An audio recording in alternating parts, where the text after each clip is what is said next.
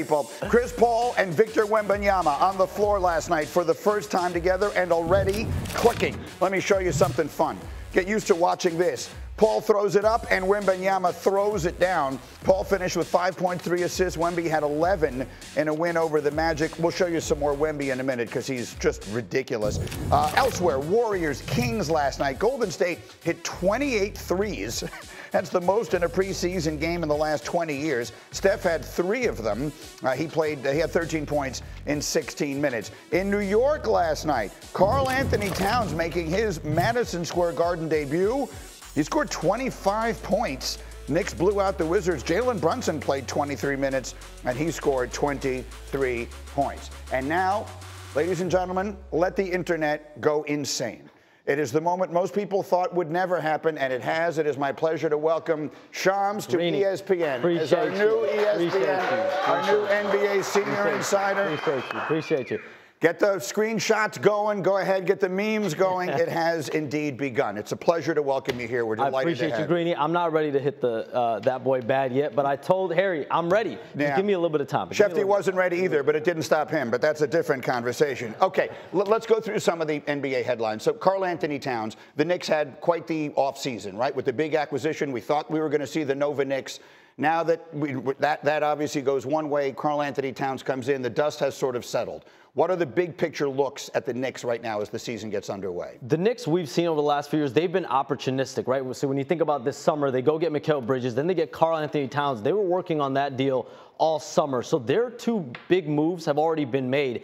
Now, really, their big acquisition this season is going to come in the form of Mitchell Robinson. And that is essentially the piece that's missing. We know Tom Thibodeau, everything I hear, he loves Mitchell Robinson at the 5 defensively. And I'm told that he will be out for the entire calendar year 2024. That plan is for Mitchell Robinson to return at some point in January and then get integrated. And that's when the Knicks can finally get a look at this team as a whole in January. But listen, they have the talent right now where they're going to have lofty expectations. They made it to the second round last year. Conference finals. That's what people in New York, when you have one of the best starting 5s in the league, that is the expectation. But let's see how this team looks. And there are multiple teams around the league also monitoring Mitchell Robinson and how he looks as he's making his return. Because you think about this roster, there's not a ton of trade flexibility. It's going to be contracts like his if the Knicks make another move. Okay, be interesting to see what they do. Now, on the other coast, obviously, we're seeing something unprecedented. We're seeing LeBron and his son Bronny playing together, and this is obviously the culmination of a lifelong dream for LeBron. What is the plan for them to onboard? I guess what I'm asking is, how soon should we expect to see them on the floor together? We're going to be seeing history very, very soon. The expectation on the Lakers is that their debut together, the first father-son duo in NBA history to play at the same time in a game, will be as soon as opening night, October 22nd, against the Minnesota Timberwolves at home at Crypto.com Arena, from everything I'm told. That is the plan. That is the hope. But again, it's up to JJ Redick, LeBron James, and you know, I guess their comfortability. JJ Redick has said publicly that he's going to involve both LeBron James in that process.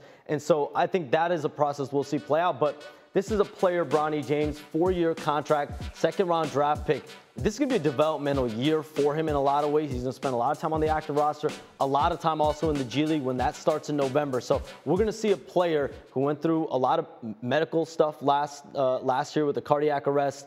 He's still finding his footing, and that's how we're going to see him this year in a developmental And I'm still getting used to hearing JJ Redick as the coach of the Lakers. What is the early sense of how that's going for him, our former teammate here at ESPN? The early sense is how detail-oriented JJ Redick is, the focus that he has, and how much he lives, eats, and just digests basketball on a daily basis. That is what everyone in Los Angeles that I speak to says about JJ Redick.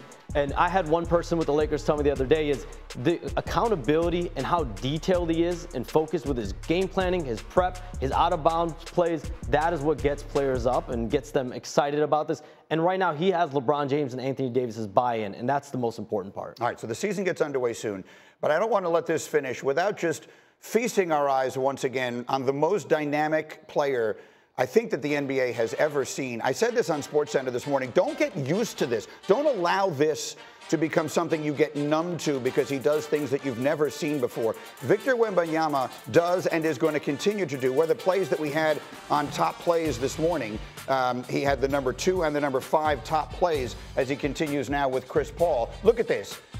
There's never been anything like this. You talk about detail and focus. Victor Wembanyama had that. The day after the regular season ended with the Spurs last year, they didn't make the playoffs. They're one of the worst teams in the league.